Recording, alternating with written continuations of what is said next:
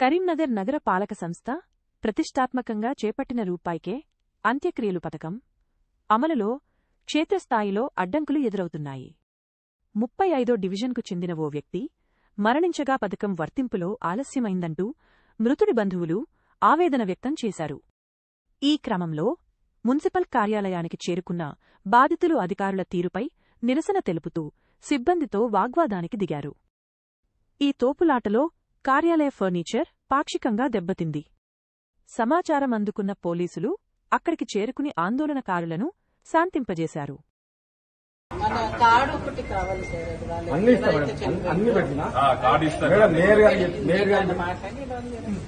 అయితే ఆ కార్డు ఒకటి తీసుకొని అది అసలు మనదా కాదా ఒకటిసారి మనం ఎఫ్ఐఆర్ రాయాలి.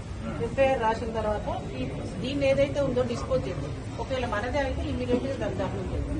లేదంటే అది వరంగల్ అని వినుకున్నాను నేను. మరి అది ఎంత సత్యమో తెలియదు. వరంగల్ అయితే వరంగల్ కి ఎఫ్ఐఆర్ రాసి మనం పంపించాలి. ఇదొకటి. సరే ఆయన రెస్పాండ్ అవ్వలేదు. ఏం రెస్పాండ్ అయ్యిందో నేను ఎంక్వైరీ చేసేసి ఒకవేళ ఇన్ కేసు మనదే అయితే సరిగ్గా రెస్పాండ్ అవ్వకపోతే డెఫినెట్లీ మీరు అదే సస్పెండ్ చేయమన్నా. మీరిద్దరు పట్టుకోతా వాళ్ళ సొంత ఇల్లు రాజేశం, వాళ్ళ సొంత ఇల్లు ఫోటో ఇష్టం, వాళ్ళ ఇల్లు అక్కడనే చచ్చిపోయింది వాడే. అడ్రస్ మాత్రం ఆధార్ కార్డు వివరంగా ఉంటుంది. తప్పేమన్నా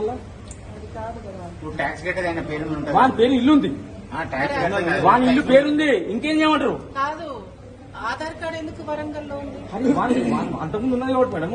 వాడు చదువు రాదు, వాడు శుద్ధం వద్దు, వాడు పెట్టుకోలేదు, వాళ్ళకి సంబంధం లేదు. ఒక్క పర్యాలు